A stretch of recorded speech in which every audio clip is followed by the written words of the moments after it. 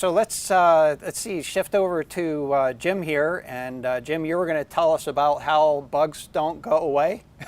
Yeah, Brian, this one came to our attention via the Security Mouse blog. LZO compression algorithm, Lempel-Ziv Oberhumor, it's been around since 1994. It's one of the most efficient compression algorithms out there, used in a lot of software.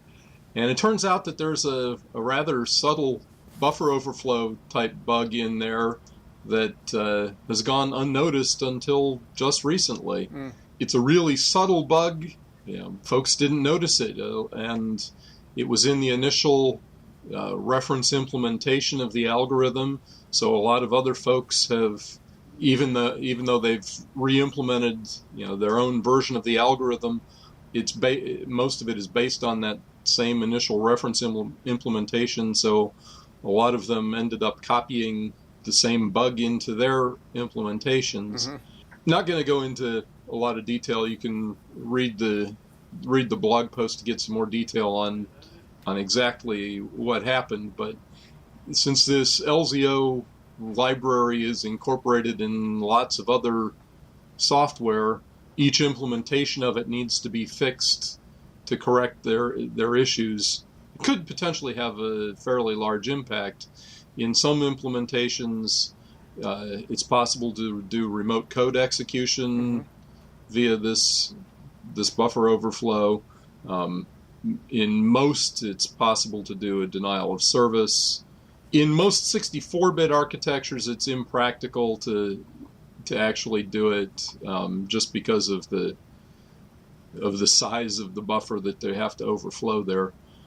But it's, like I said, it's a tricky one, it's a subtle one, and so if a lot of people weren't reading the code, it's one that has hung around for 20 years until somebody new happened to look at the code with fresh eyes and noticed there was an issue there.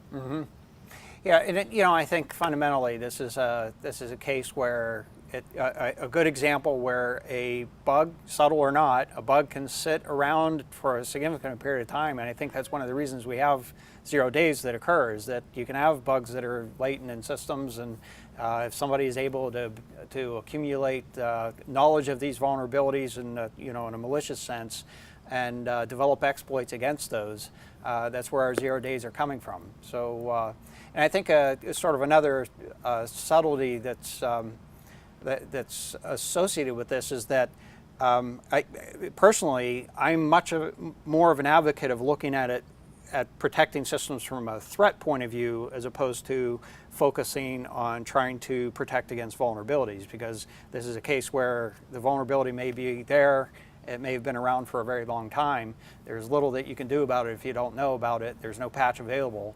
Whereas if you look at what motivations might exist to attack your systems, the methods that might be used to attack your systems, not specifically the exploit, but the behaviors and the activities associated with those, I think you have a much better opportunity to actually protect those systems in a reasonable way. We also talked a little bit about layers of security earlier as well. So you want to try to not expose this type of bug in the first place, and be able to protect your systems without depending on one layer of security to do that. So there are patches available for this now, and for the the reference implementation. So all of the vendors, I'm sure, will be updating their libraries and their software, and I'm sure you'll see new packages, new versions of a lot of the vulnerable software coming out soon. All right, thanks, Jim.